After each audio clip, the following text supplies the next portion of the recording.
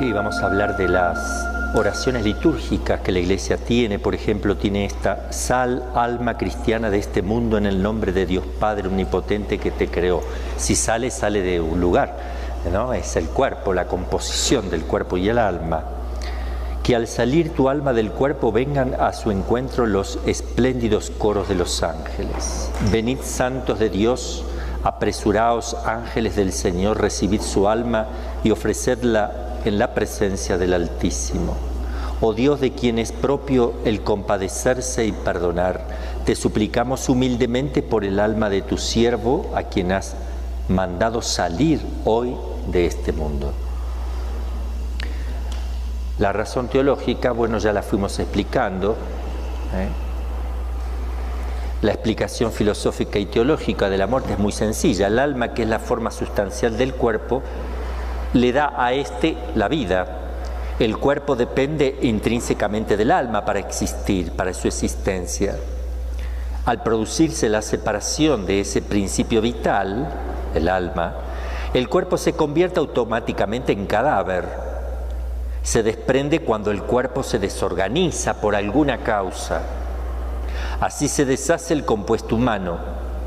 El hombre muere y su cuerpo deja de ser humano, para convertirse, por la nueva forma cadavérica, en un conglomerado de elementos múltiples, biológicos y químicos, cuyo proceso de descomposición comenzará inmediatamente hasta reducirse a polvo. El alma humana, como forma subsistente que es, continúa viviendo, aunque con otra clase de actividades, al estar separada. Como ya vimos, el comportamiento del alma separada, que lo vamos a ver después también cada vez que veamos las cosas que siguen. El hombre, propiamente hablando, ha dejado de existir. Ya no es el hombre, es el alma por un lado del hombre y su cuerpo, su cadáver. Entonces, propiamente hablando, no es un hombre el alma separada, ya que el alma no contiene por sí sola una persona humana completa. Para que sea persona completa tiene que estar el alma y el cuerpo, pero con el alma se va el yo, la conciencia, el conocimiento, todo eso, ahí está, fundamentalmente está en el alma todo eso. Mi yo no desaparece, yo sigo siendo consciente absolutamente, aunque yo sé que no soy persona completa porque me falta el cuerpo, pero soy consciente, conozco, veo, amo, realizo actividades, como ya lo vamos a ver, el alma separada. Para que haya hombre o persona humana es menester que se junten en unión sustancial el alma y el cuerpo, de vuelta. La glorificación en el cielo o la condenación en el infierno del cuerpo no será sino una derivación o consecuencia de la glorificación o condenación del alma. Donde esté el alma estará el cuerpo. Bien, vamos por último a hablar de la causa final de la muerte. No tiene propiamente un fin, como tampoco había una causa eficiente. ¿Se acuerdan que dijimos propiamente no? Ambas son causas extrínsecas, la eficiente y la final. Siendo la muerte una privación, no tiene en sí mismo, propiamente hablando, una causa final. ¿Cuál es la causa final del agujero del queso? Ni uno, simplemente no hubo queso porque ahí falló algo. Pero no tiene una finalidad la carencia de queso. Entonces, pero sí podemos considerar como finalidades de la muerte los efectos inmediatos. Por ejemplo, el primer efecto de la muerte con relación al cuerpo es la reducción paulatina al polvo de la tierra.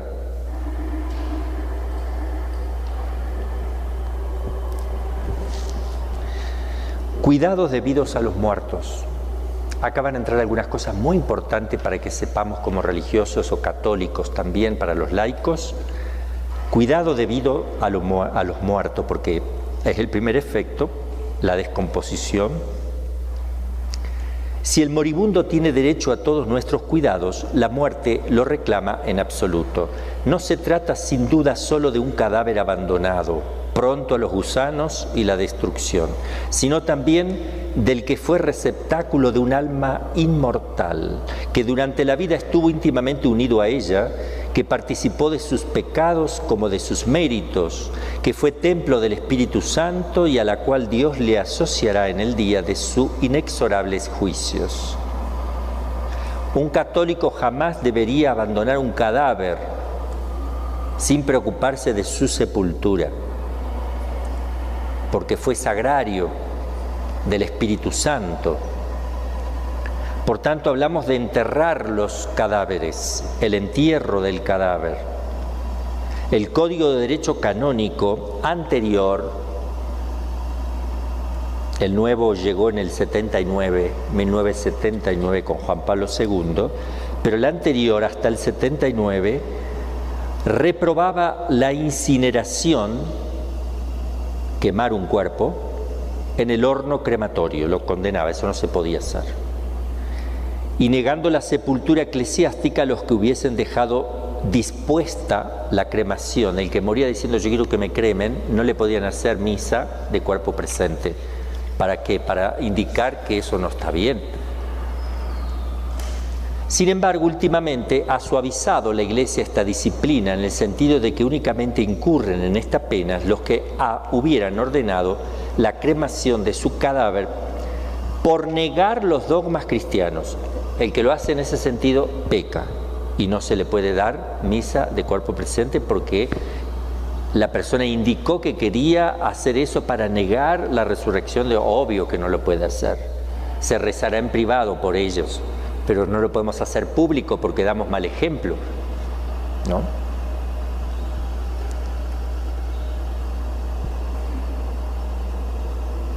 Entonces, se puede cremar en algunos casos que se justifiquen, sí, siempre y cuando no sea para realizar un acto contrario a lo que enseñó Cristo o lo que enseña la Iglesia.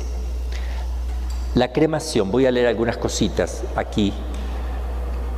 Esto no está en rollo marín, esto lo puse aparte, pero que creo que es importante.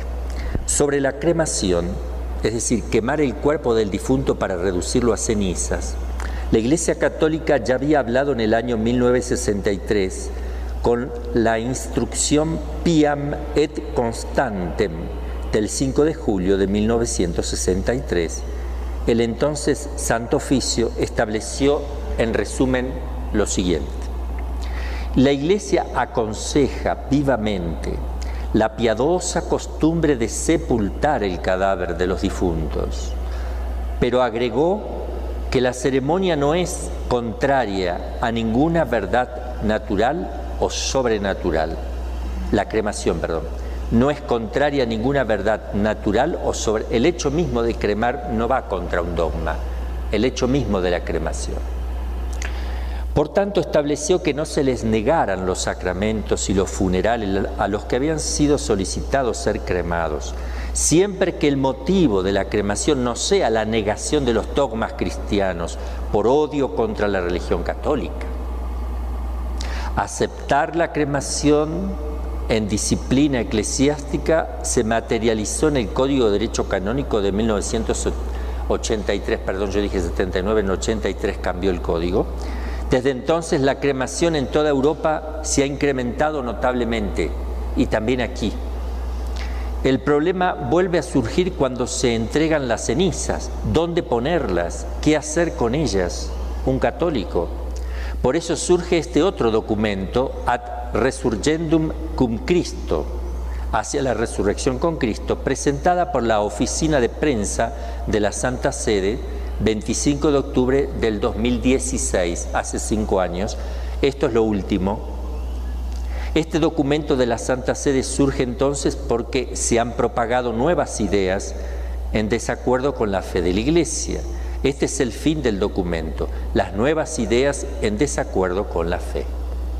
Y por eso recomienda este documento último insistentemente que los cuerpos de los difuntos sean sepultados en los cementerios u otros lugares sagrados, porque siempre fue y será que la inhumación, es decir, enterrar el cuerpo como tradicionalmente se ha hecho, siempre, inhumar, es en primer lugar la forma más adecuada para expresar la fe y la esperanza de la resurrección corporal. Porque enterrados los cuerpos de los fieles difuntos, la Iglesia confirma su fe en la resurrección de la carne, y porque mediante el bautismo se han convertido en templos del Espíritu Santo. Por eso dice el documento que, siguiendo la antiquísima tradición cristiana, la Iglesia recomienda insistentemente que los cuerpos de los difuntos sean sepultados en los cementerios u otros lugares sagrados. Nos recuerda que Tobías, el justo, es elogiado por los méritos adquiridos ante Dios. Acá Dios salió con minúscula, por favor, otro error, que lo corrige. Adquirido por Dios por haber sepultado a los muertos, y la Iglesia considera la sepultura de los muertos como una obra de misericordia corporal. La sepultura, nos dice el documento, favorece el recuerdo y la oración por los difuntos por parte de los familiares y de toda la comunidad cristiana, y la veneración de los mártires y santos. De esta manera ha custodiado la comunión entre los vivos y los difuntos. Nos dice el documento que además la sepultura en los cementerios u otros lugares sagrados responde a la compasión y respeto debidos a los cuerpos que mediante el bautismo se han convertido en templo del Espíritu Santo, es decir, siguen siendo sagrarios que volverán a ser habitados en la resurrección final.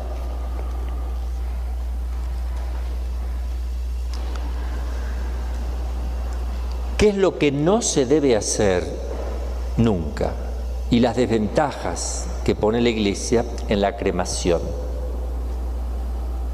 No se permiten actitudes y rituales que impliquen conceptos erróneos, que más que nada son de la nueva era. Por ejemplo, anulación definitiva de la persona, con esa intención de anularla, que no quiero tener más recuerdos de esta persona. Eso no se puede hacer con ese sentido. Como un momento de fusión con la madre naturaleza o con el universo, que se mezcle con la Pachamama o el universo, no, tampoco. Como una etapa en el proceso de reencarnación, tampoco, para que se reencarne en otra cosa. O como liberación definitiva de la prisión del cuerpo, como si fuera algo malo, que el alma se quedó por fin sin cuerpo, por fin ya quedó liberada, tampoco. Lo que no está permitido, no debe conservarse las cenizas en las casas, eso está prohibido por la Iglesia, sino en un lugar sagrado como el cementerio, una iglesia o un lugar especial dedicado a colocar las cenizas, un lugar de culto. Yo quería hacer aquí, en el lugar de colocar cenizas, pero yo con eso tengo miedo que yo incentive la cremación. Entonces mi idea era que la gente no tenga la ceniza como nos estamos enterando que tienen en sus casas y que esté en un lugar santo, pero si yo hago eso voy a incentivar, por tanto no va a ser así.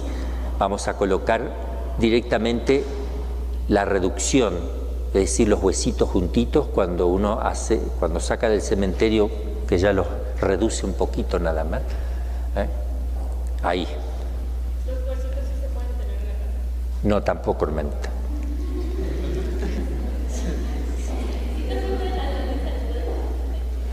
Y el cadáver tampoco.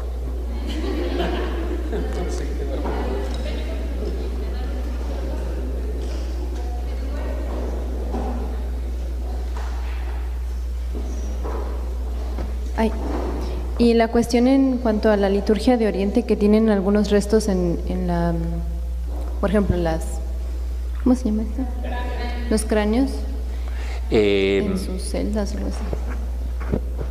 Hay razones espirituales que con esa razón espiritual algunos tienen una calavera ahí, no es recomendable, yo creo. Y que además estamos hablando de la Iglesia latina, que rige para la Iglesia latina, digamos, no oriental. No sé cómo será el Código de Derecho Canónico Oriental ahí en esos puntos, ¿no?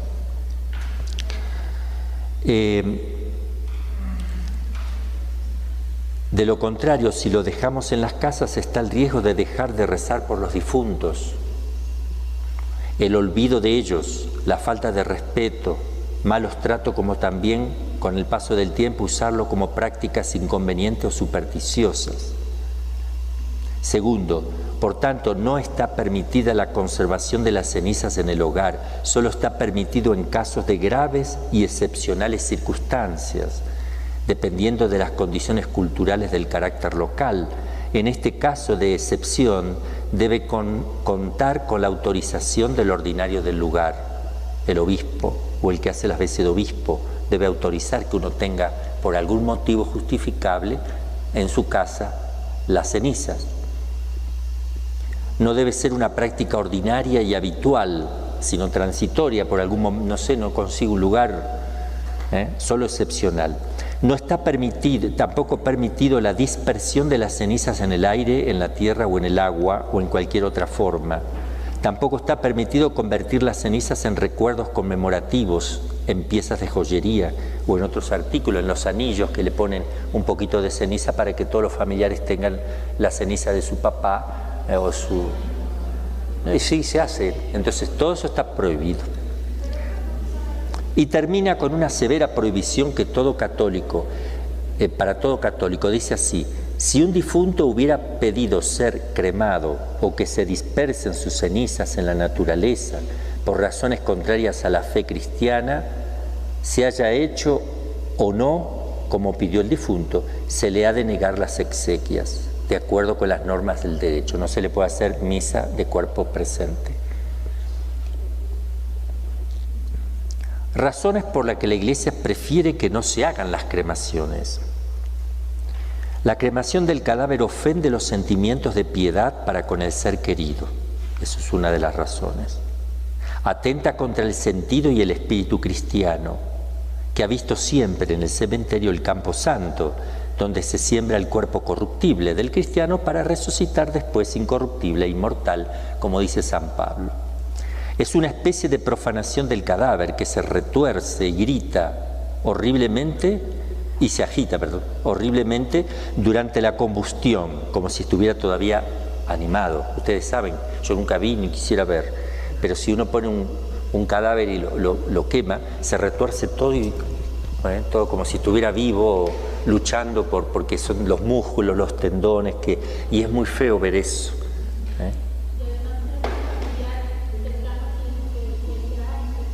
Sí, tienen que mirar, por eso le hacen ver por que es testigo, sí, para que le den la... Entonces, ¿qué más pone la Iglesia por razón de conveniencia? Es un atentado contra los sentimientos de la piedad familiar también. Y Monseñor Frepel, ante la Cámara Francesa en 1884, decía, ante este tema que se proponía de la cremación, decía así él: someterse uno por sí mismo o permitir que otros nos sometan a una operación cuyo fin es hacer desaparecer lo antes posible y de modo más completo los restos mortales de las personas que nos fueron más queridas en la vida, y eso en el mismo día de los funerales y en medio de las lágrimas de toda la familia, es un acto de salvaje barbarie que repugna a cuanto hay de más noble y elevado en el alma humana. Las ventajas ahora de la práctica tradicional de la inhumación de los cadáveres. Inhumar significa meter debajo de tierra. Inhumus. Nos recuerda que la muerte del cuerpo no es definitiva y eterna, sino puramente transitoria y provisional. En realidad los muertos están dormidos, entre comillas, ¿no? Como sugiere la propia palabra cementerio, del griego koimeterion, dormitorio, lugar de descanso o reposo. Los cementerios católicos llenos de cruces, de capillas riquísimas, de mausoleos espléndidos. Rezamos después, ¿no? Sí, rezamos después al final.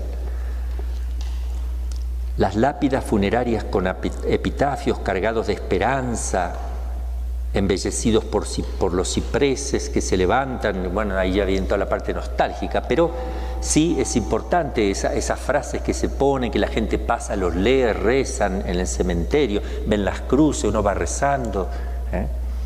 La tierra bendita que a la sombra de la Santa Cruz guarda los restos mortales de nuestros seres queridos es el lugar de cita de toda la familia cristiana, que en ciertos días al caer de la tarde se postra ante aquella tumba y eleva hacia el cielo una oración ferviente por el eterno descanso del alma querida que se fue, las flores que se le llevan piadosamente también para recordarles, para uno que piensa en un difunto, de alguna manera está orando por él. Ora por él. Tiene razones higiénicas muy buenas ya que es natural. Esto se lo voy a leer, que es muy interesante lo que dice el doctor Mantegazza, que estudió todo este tema de la inhumación. Dice así, escribió: la pequeñísima parte de oxígeno que está en contacto con el cadáver humano en la inhumación, se hace descomponer de un modo especialísimo y con frecuencia lo transforma profundamente sin que emane olor ninguno, como ocurre cuando ha lugar la saponificación. ¿Qué es eso? Dice la saponificación, también conocida como una hidrólisis de éter. Éster, no sé si es éster, el medio básico es un proceso químico por el cual un cuerpo graso unido a una base y agua da como resultado jabón y glicerina. Se llaman jabones a las sales sólidas y potásicas derivadas de los ácidos grasos. Son susceptibles de saponificación todas aquellas sustancias que en su estructura molecular contienen restos de ácidos grasos y son sustancias naturales a las que llamamos lípidos saponificables. Los lípidos saponificables más abundantes en la naturaleza son las grasas neutras o glicéridos. Se transforma en jabón. Eso hacen los nazis. Los nazis quemaban para hacer jabón. Pero esto es un proceso natural que no produce, o sea, a ver, sigo leyendo, un espesor de pocos centímetros de tierra es uno de los más poderosos desinfectantes y aisladores de los cuerpos en putrefacción. Y un poco de arcilla es suficiente para hacer inocuo en torno suyo un estercolero que contiene más materia orgánica en descomposición que un campo sembrado y profundidad de miles de cadáveres humanos. Así que la misma tierra, mire cómo Dios tiene todo previsto, la misma tierra es un lugar higiénico para poner un cadáver. Es higiénico, por eso se entierran los animalitos muertos también. Enseguida se hace un proceso químico que no produce pestilencia y no infecta ni... Bueno, eso simplemente para que sepan que es algo natural eso. El cristiano, a semejanza de nuestro Señor, debe descender al sepulcro para asemejarse después a Él en la gloria de la resurrección. Bien. Ahora vamos a ver los efectos de la muerte con relación al alma. ¿Preguntas? Sí, tengo una duda. Cuando leemos el Antiguo Testamento, se ve que antes vivían 300 años o hasta más. ¿Eso de qué depende? ¿O es porque antes había menos pecado? ¿El vivir tantos años? Ajá. Eso lo vemos, eso se ve en la Sagrada Escritura, ya lo hemos visto. La conexión con los primeros padres, fíjense que hay opinión de los padres de la Iglesia que dicen que con el paso del tiempo, el pecado original fue haciendo mella cada vez más con el paso del tiempo.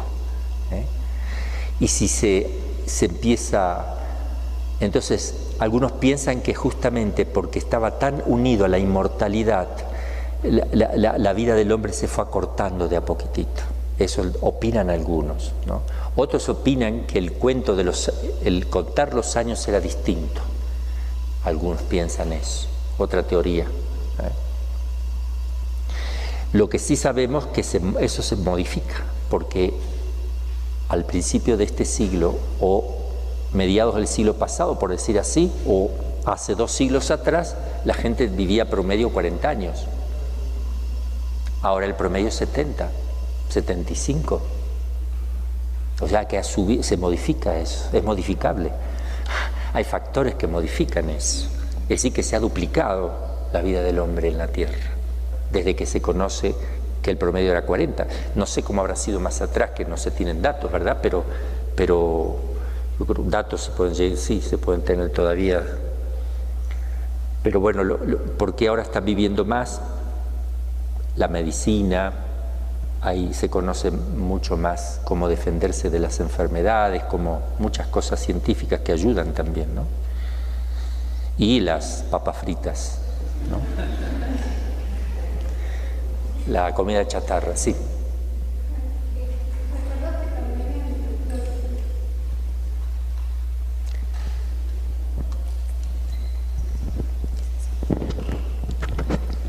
Recuerdo que estamos hablando de la muerte aquí. Sí. En Religión Demostrada creo que también habla de que era una forma de que vivieran más para seguir dando a conocer más la enseñanza que ellos tenían, para irla transmitiendo.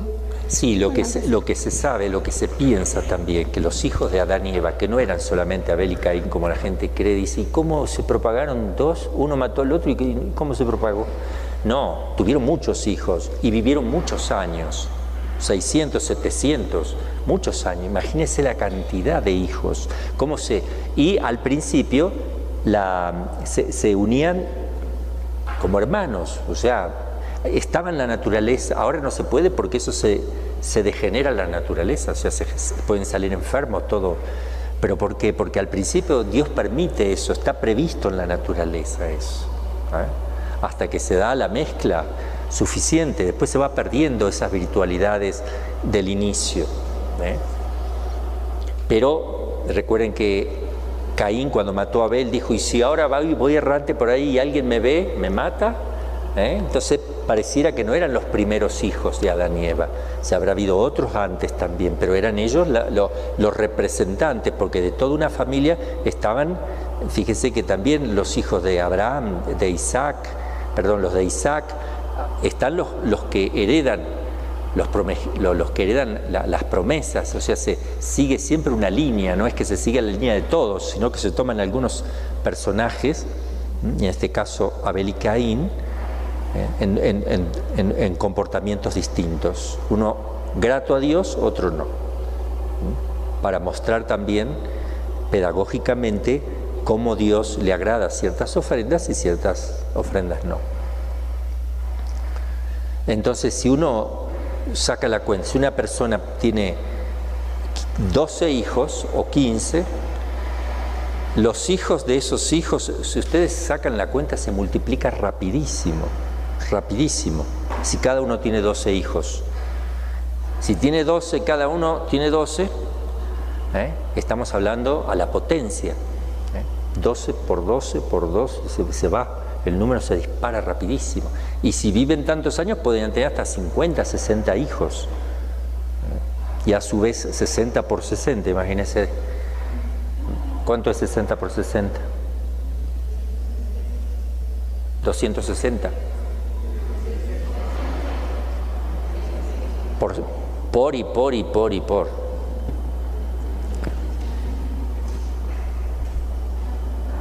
Bueno. Efectos de la muerte en relación al alma. Conclusión, vamos a explicar la conclusión que vamos a leer aquí. Con la muerte del cuerpo termina, o la disolución del cuerpo termina para el alma el tiempo de prueba o estado de viador, ya sale de este mundo y penetra para siempre en el estado de término, donde ya no puede merecer ni pecar, ni una de las dos cosas. Una vez que sale, queda fija la voluntad donde está. Eso recuerden siempre, que es inamovible eso. Hermanito, ¿tienes algo para...? Adelante. Sí, padre, era una pregunta que tenía, un caso de un niño de parálisis cerebral en silla de ruedas, 38 años, murió a los 38 años, la familia lo quería mucho y lo cremaron. Pero el niño, pues en realidad, pues no tenía pecado, porque pecado mortal es toda la vida pues tuvo inocencia y lo le dan la comunión. Pero la mamá tuvo mucho apego de él y le hicieron cremar. Las cenizas creo que la tienen en la casa. Entonces, pues por ignorancia, digo yo, pues lo hacen sin saber que es pecado. En ese caso, ¿afecta? La pregunta es si afecta el descanso del alma del niño. No tiene nada que ver.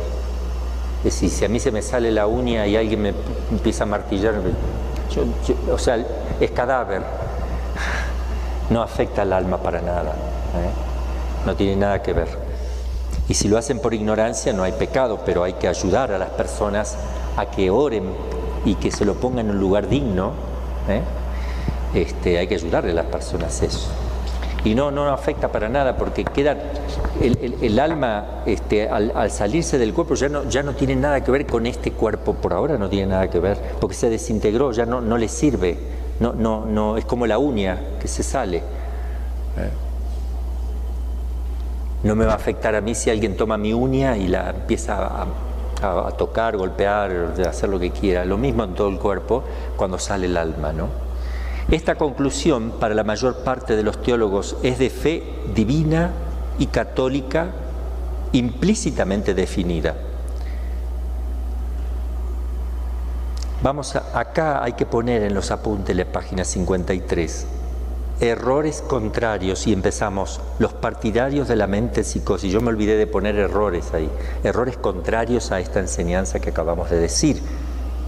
Que una vez que sale el alma ya dejó de estar en el estado de viador, ya no tiene retroceso.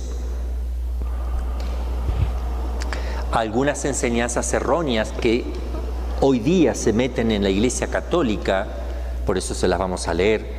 Los partidarios de la metempsicosis, que es la teoría de la transmigración de las almas de unos cuerpos a otros, que se pasan de un cuerpo a otro, de hombres o animales e incluso plantas, minerales, según sus méritos o demérito.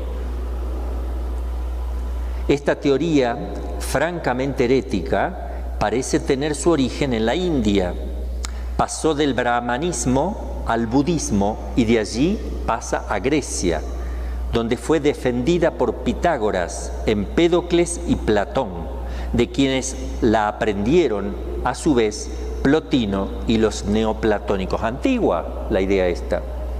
En el siglo XVIII comenzó a propagarse en Occidente y todavía hoy, sobre todo hoy con la nueva era, la defienden los espiritistas y sobre todo los teósofos.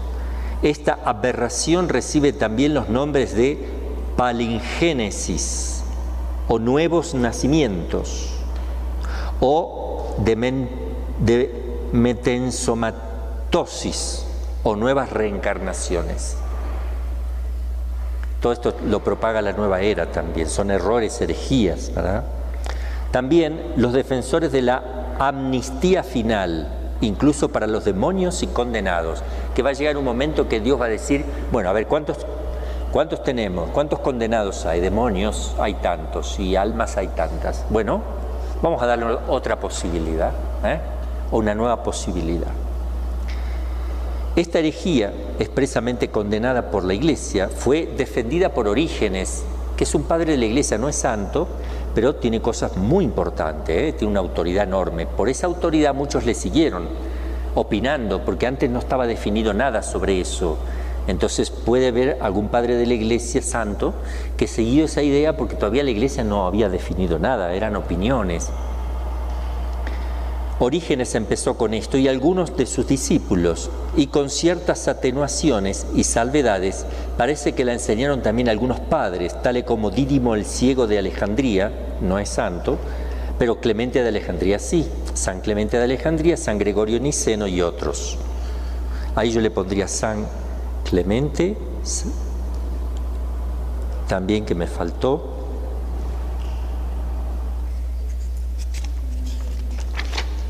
Pero es porque en ese momento no había ninguna definición. Estaban pensando, no sería que tal vez como posibilidad, pero la Iglesia ya definió que eso no es así. Johann Baptista Hirscher, alemán, teólogo, moralista católico alemán del siglo XIX, enseña, y esto también se mete hoy día, que además de los pecados plenamente mortales, procedentes de la obstinación y protervia, que serán castigados con el infierno eterno, se dan otros pecados suficientemente mortales para ir el alma al infierno, pero tan solo para ser sometida en él a una cierta prueba, que le dará ocasión de arrepentirse y salvarse de obstinarse en el mal y condenarse definitivamente. Esta teoría no puede compaginarse naturalmente con el dogma católico de la eternidad de las penas del infierno. Entonces dice que hay ciertos pecados mortales que solo un tiempito en el infierno podrían servir, nada más después se sale, en fin.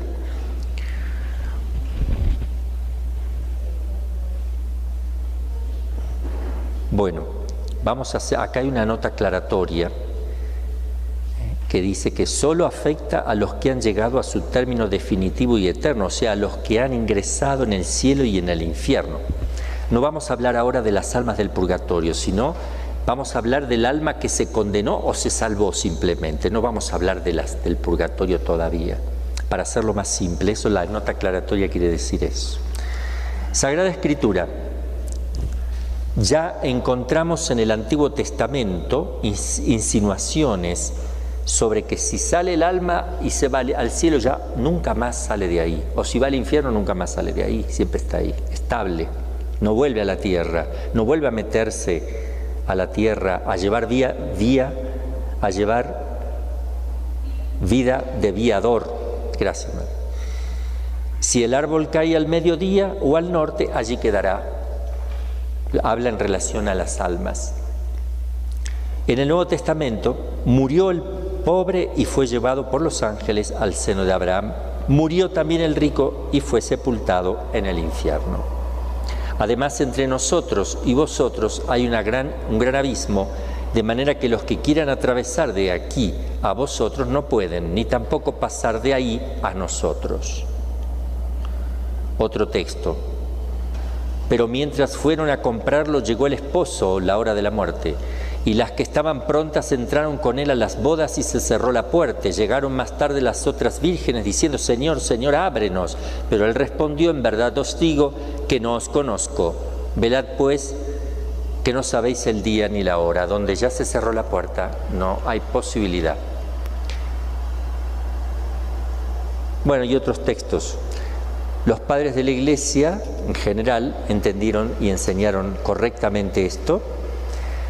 También el magisterio de la Iglesia no deja lugar alguno. Ponemos tres enseñanzas. El Papa Vigilio contra Orígenes, cuando Orígenes enseñó esto: si alguno dice o siente que el suplicio de los demonios y de los hombres es temporal y que tendrá fin algún día, verificándose la restitución y reintegración de los demonios y de los hombres impíos, sea anatema. Basta una definición, pero ponemos tres. El Papa Benedicto XII: definimos que las almas de todos los santos que salieron de este mundo inmediatamente después de la muerte y de su purificación están y estarán en el cielo y poseen la vida eterna. Definimos también que las almas de los que mueren en actual pecado mortal inmediatamente después de la muerte descienden al infierno. El Papa León X condenó la siguiente proposición de Lutero: las almas del purgatorio no están ciertas de su salvación, al menos no todas, y no está probado por la Sagrada Escritura ni por razones teológicas que no puedan merecer ya más ni aumentar en la caridad. Habla de las almas del purgatorio, eso no es correcto. La razón es porque con la muerte se termina de ser viador y de merecer. Se termina la prueba de la cual todos los hombres estamos sometidos. Hasta aquí, como dice en la página 56, terminan las 4 causas que hemos estudiado. Y ahora vamos a leer y ver las propiedades de la muerte que son comunes para todos. Por ejemplo, la unicidad, la universalidad de la muerte que va a tocar a todo, y vamos a plantearnos qué pasa con Enoc, con Elías que fue arrebatado, con el cuerpo de Moisés que no se encuentra, si puede haber alguien que no pase por la muerte, el tema de la Virgen María y su muerte o dormición. La unicidad significa que nos une la muerte, nos une a todos el mismo destino y que toca a todos la universalidad, y muchas cosas que se van a derivar de acá que son muy importantes que las conozcamos, como también las cuestiones complementarias de la muerte, el cuidado de los moribundos, la unción de los enfermos, la confesión, un poquito las indulgencias que se pueden aplicar en el momento de la muerte, qué significa la recomendación del alma, quién puede hacer recomendación del alma, qué hago cuando me encuentro con un moribundo, la muerte aparente y la muerte real.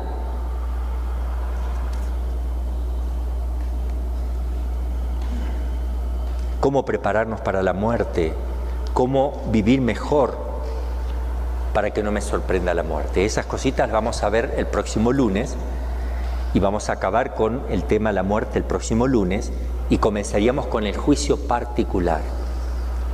Ahora, el próximo lunes, cuando yo termine el tema de la muerte, seguiré con el juicio particular, pero vamos a rendir exámenes del tema hasta la muerte incluido, un primer parcial.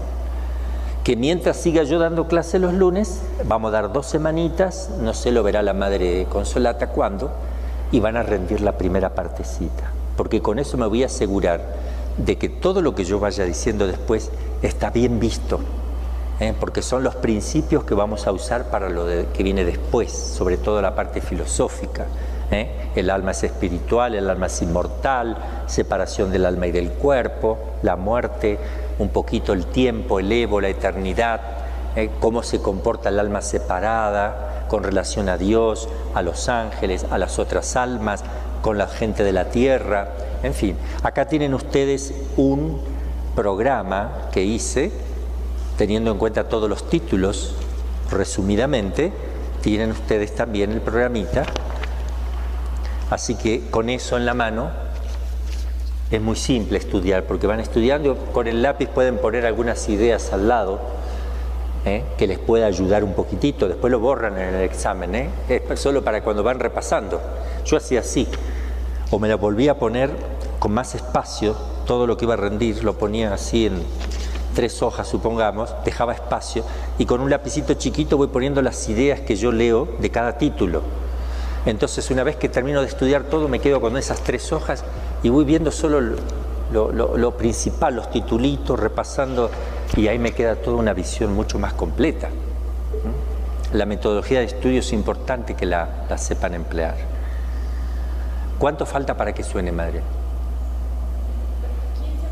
Faltan 15. Bueno, yo, si no hay ninguna pregunta, dejo hasta acá, porque hasta acá preparé. No me gusta hablar de lo que no volví a repasar a fondo. O si quieren, sí podemos ver algo, porque no es difícil. Pero, ¿hay alguna pregunta? Bueno, unicidad de la muerte. Voy a seguir entonces el poquito que falta. Conclusión. Siempre hay una conclusión, que es la idea que yo tengo que desarrollar. Conclusión. De ley ordinaria, la muerte es única para cada uno de los hombres.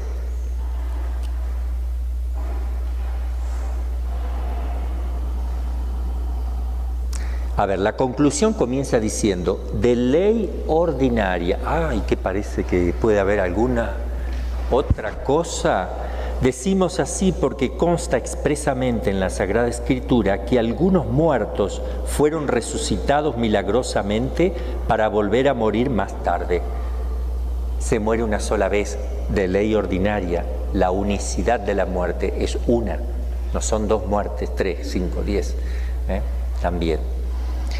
Recordando el caso de Lázaro, y el hecho se ha repetido varias veces también en las vidas de los santos, pero estos hechos tienen siempre un carácter del todo extraordinario y excepcional que viene a confirmar la ley general que acabamos de enunciar. Lo afirma así la Sagrada Escritura diciendo, Hebreos 9, 27, 28, y por cuanto a los hombres les está establecido morir una sola vez, y después de esto el juicio, así también Cristo, que se ofreció una sola vez para soportar los pecados de todos, por segunda vez aparecerá sin pecado a los que le esperan para recibir la salvación, la salud. También lo confirma la experiencia diaria, universal. Vemos que los verdaderos muertos no resucitan jamás, a no ser que intervenga un milagro realizado por Dios por alguno de los fines providenciales, como ejemplo para probar su divinidad y lo divino de su misión, como en el caso de Lázaro, o la santidad y misión divina de alguno de los siervos, Elías, que resucitó un niño, ¿no? Eliseo, para estupefacción o bien espiritual de las almas también, como en las resurrecciones realizadas por San Pedro, San Pablo. Estos milagros, como del todo extraordinarios, excepcionales que son, no comprometen en nada la ley general que establece la muerte única para el común de las personas. En otro lugar veremos lo que hay que pensar de la primera muerte de estos resucitados milagrosamente. Después lo vamos a ver eso, qué pasó con Lázaro, con su alma, se murió y qué pasó, como si el alma se hubiera ido al seno de Abraham, hubiera sido llamado para volver, porque todavía no estaba abierto el cielo, Cristo no había muerto y resucitado. No obstante, lo que se piensa es que está suspendida el alma, porque Dios tiene previsto hacerla volver a la vida, está suspendida, no tiene todavía destino eterno. Hay algunos casos, porque me lo van a preguntar seguro, y si no los laicos, porque uno dijo acá que de hecho no sucede que alguien, no es natural que vuelva a la vida alguien, y se ha encontrado casos de algunos féretros que cuando se les abre, la persona muerta está dada vuelta, está arañada, está en otra posición, y se ha descubierto que se lo ha enterrado vivo por alguna enfermedad, la catalepsia sobre todo, que no se respira. Pero para evitar estas cosas la Iglesia siempre pide que se vele el cadáver, la velación. Antes eran 3 días para asegurarse, ahora son 24 horas mínimo, creo. Pero también podemos hablar de algunos casos donde los médicos dicen que hubo muerte clínica y empezó a revivir. ¿Lo revivió el médico o qué? Porque naturalmente pareciera que no. Bueno, conclusión, si no lo hizo el Señor extraordinariamente, la persona entonces no murió realmente, aunque los médicos constaten muerte clínica. ¿Qué es muerte clínica? Muerte cerebral. Pero parece, porque ya está demostrado, que ha habido casos con muerte cerebral que vuelven a funcionar. Parece que no es la muerte cerebral lo último que la medicina pensaba como más seguro para la muerte, porque ha habido casos de muerte cerebral que comenzaron a funcionar de vuelta.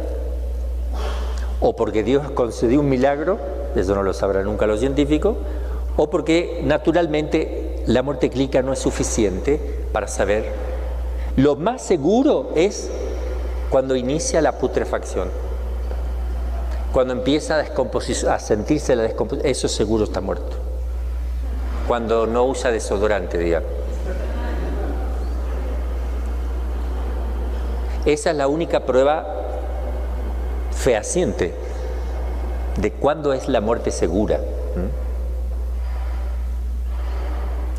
Universalidad. Es un hecho universal la muerte, a todos pasan por la muerte. Y la conclusión dice así: todos los hombres procedentes de Adán por vía de generación natural están condenados a morir, todos.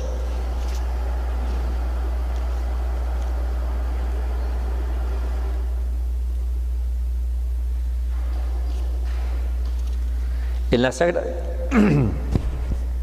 Sagrada Escritura, el apóstol San Pablo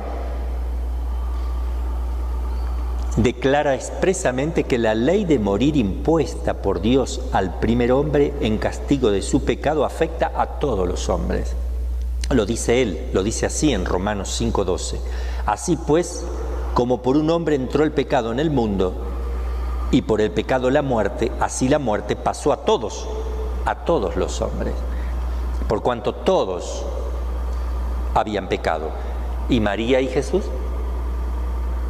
Después lo vamos a ver.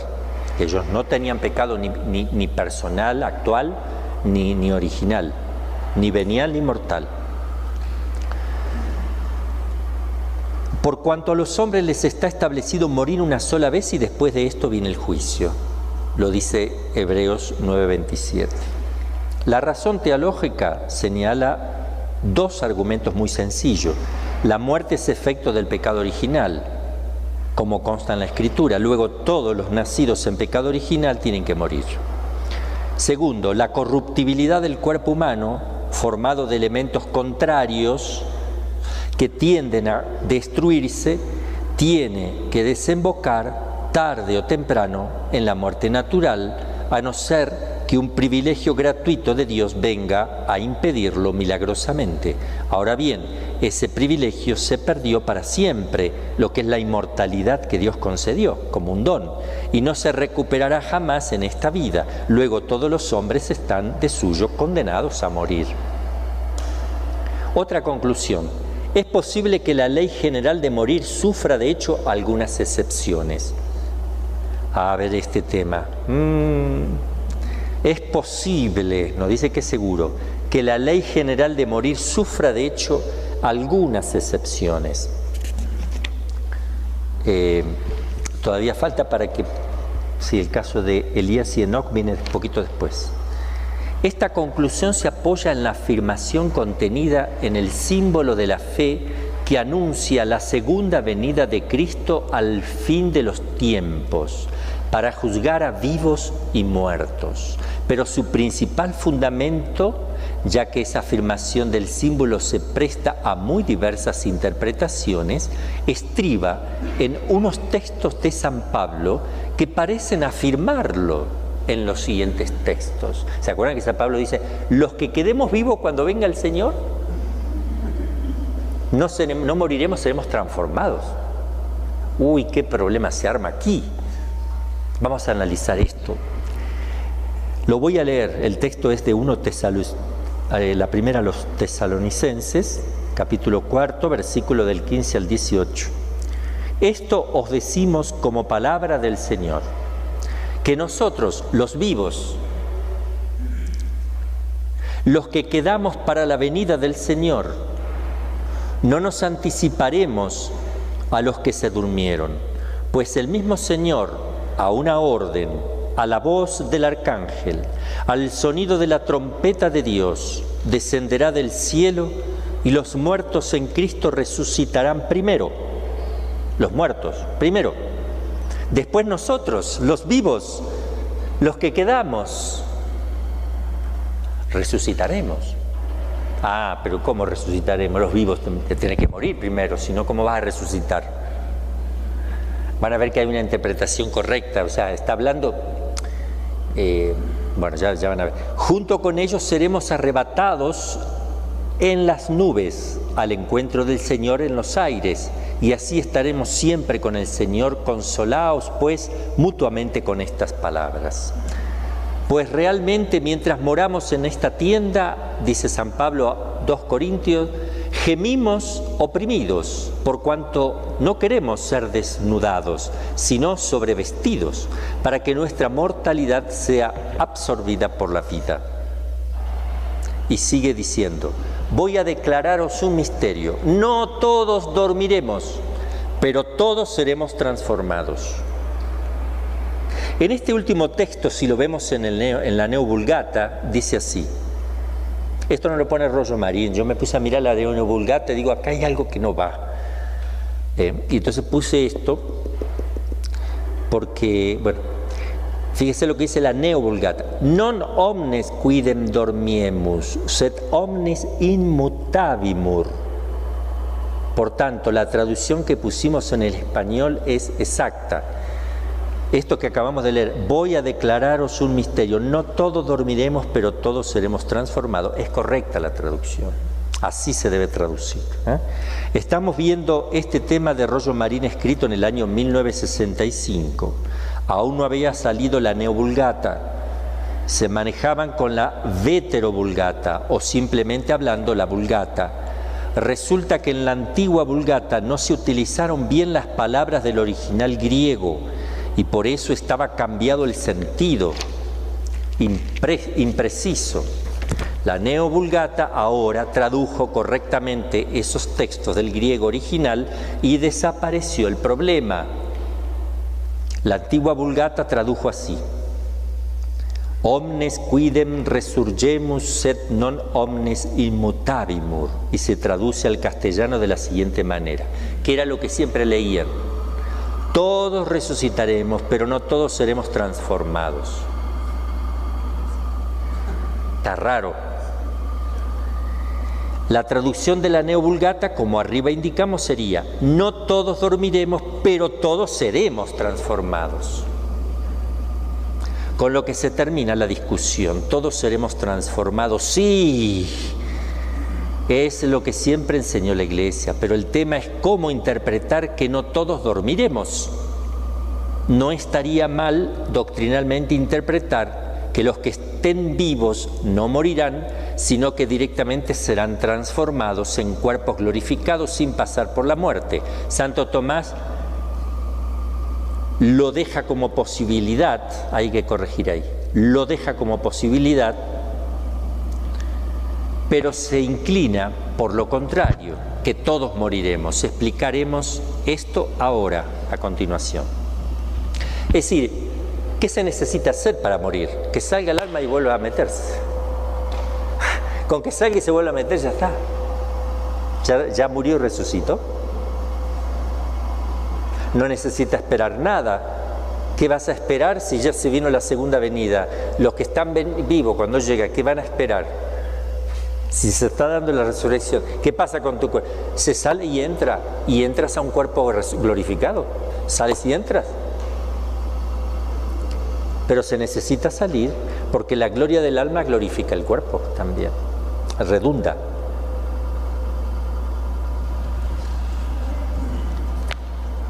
¿Preguntas? ¿Hay una pregunta por ahí?